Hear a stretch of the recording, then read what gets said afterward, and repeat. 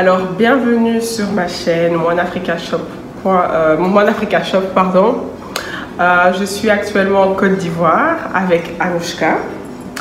Anouchka est une rencontre que j'ai faite ici via une amie en Belgique.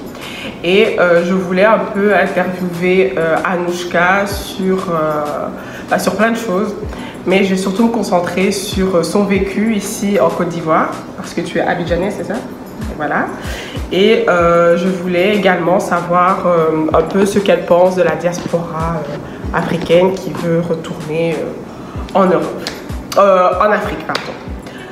Alors, bonjour Anouchka. Bonjour. D'abord, présente-toi. Qui es-tu?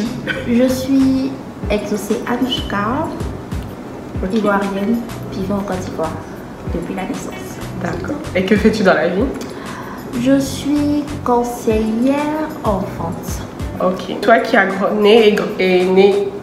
né et qui a grandi ici, est-ce que ça t'a toujours traversé l'esprit de vouloir quitter la Côte d'Ivoire pour en Europe, par exemple, comme la France, la Belgique ou autre?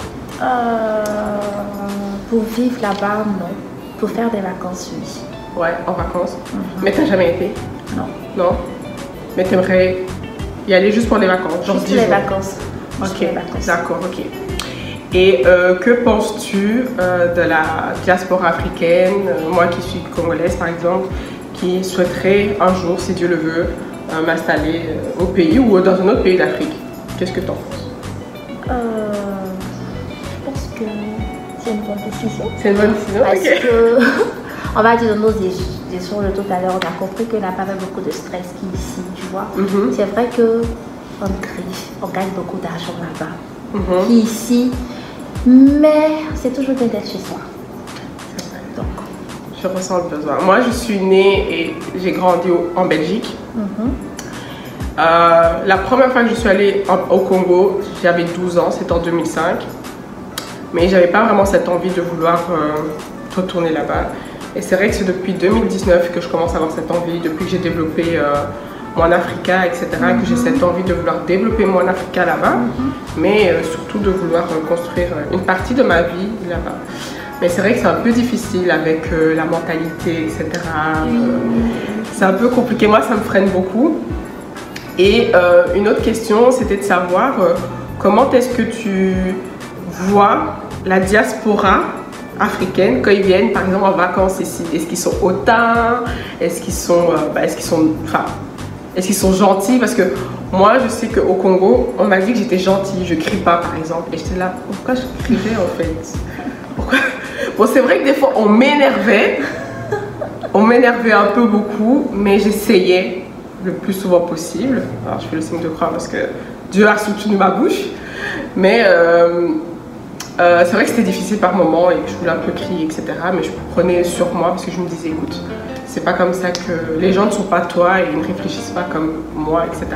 Donc toi, qu'est-ce que tu penses de la diaspora qui vient en vacances ou qui vient de s'installer? Est-ce qu'ils sont hautains? Est-ce qu'ils sont gentils? Est-ce qu'ils sont méchants? Comment tu les vois? personnellement, je pense qu'ils sont comme on le reçoit. Ok. Voilà, si tu le reçois comme, on a dit, homme griffe de Dieu qui est venu, genre ton blanc de griffe de, comment elle s'appelle ici chez nous, quand tu vois le benguis, tu le mets automatiquement supérieur à toi. Il va se prendre comme ça en fait, supérieur à toi. Donc, si tu le vois comme une personne normale, qui est venue s'amuser, si que tu veux vraiment l'aider à découvrir le pays, à être disponible pour elle, plutôt pour l'aider. Tranquille. Ok. Donc, ok, même ici on m'a dit que j'étais gentille et tout. Par exemple, mon chat, il m'a dit que j'étais gentille, etc. Mais ouais, c'est vrai qu'il y a cette relation, il y a cette différence, hein, qu'on le dise ou pas. Mais c'est très différent un Africain qui est en Europe, surtout quelqu'un comme moi qui est né et qui a grandi, ou quelqu'un qui est né au pays mais qui est venu vivre en Europe dès son plus jeune âge. Il y a vraiment une grosse différence entre quelqu'un qui est un local, donc quelqu'un qui est né et qui a grandi sur le continent.